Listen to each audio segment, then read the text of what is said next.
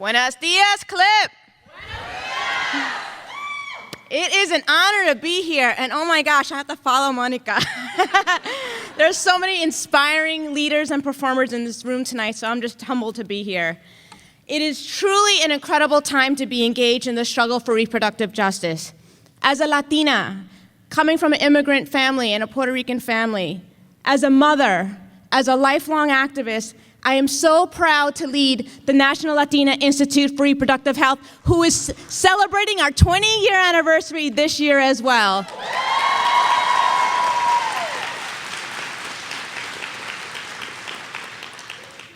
It is no doubt that the last several years we've faced some serious and harmful roadblocks in reproductive justice and human rights across this country. In the wake of severe economic downturn that many families are still struggling from, we are facing oppressive attacks on reproductive freedom across the states. We've seen serious damage done to voter protection and voter suppression targeting communities of color. We are seeing the co-optation of religious freedom for those who discriminate against women and LGBTQ people.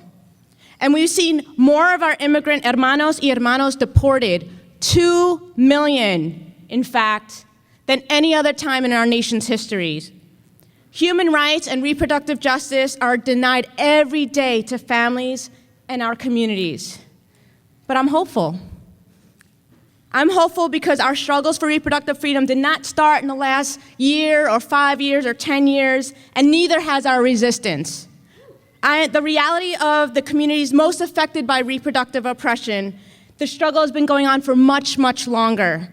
And I'm inspired to know that women of color, immigrants, queer and trans communities, communities of people with disabilities, low-income families, and so many others have struggled day in and day out and have thrived in the face of oppression. This is not new. But I'm also inspired because we, together, are turning the tide.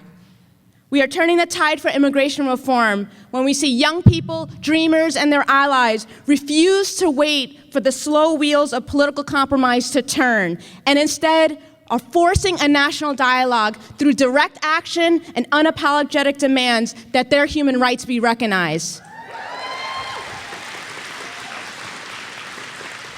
I too got arrested, I too have fasted, but that is a small action to say and stand in solidarity with the millions of families that are being separated by this government.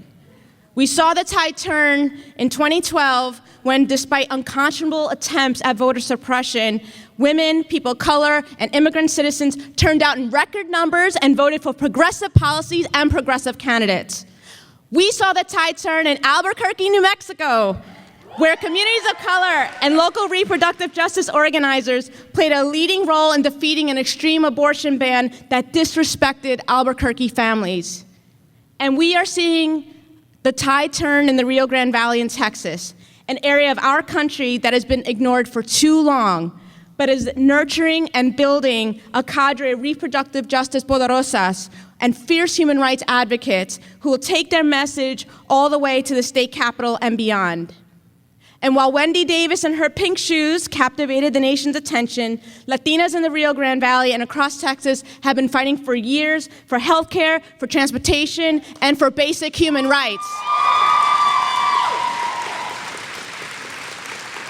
I am proud to walk alongside women like Paula Saldaña, who are teaching Latinos in their community about sexual and reproductive health, and then leads them into the office of their policymakers and the streets of McAllen, Texas, to demand better health care for our families and our communities.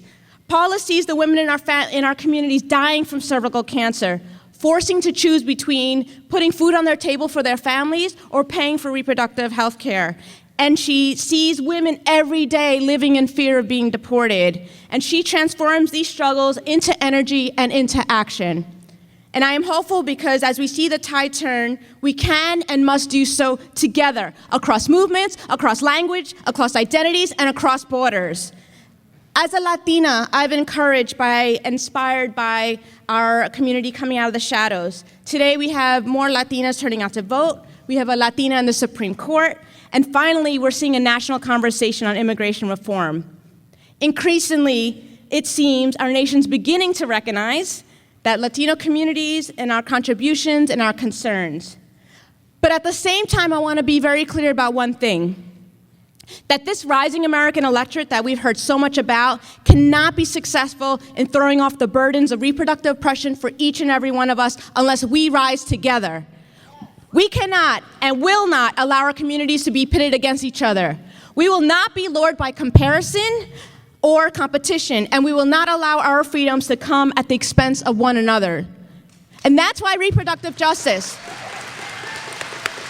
the affirmation of the whole of our complex and intersecting identities, determines our access to power and resources, has such a critical role to play. The lens of RJ makes it clear, no matter how many states pass marriage equality laws, the struggle for LGBTQ liberation will not be complete until trans people are no longer profiled, harassed, and incarcerated, and queer youth are no longer subject to homelessness and hunger just because who they are. The lens of RJ makes it clear, as we fight for the path for citizenship for 11 million people without papers, we must also fight for the human rights of all people, include those who will never have the right papers.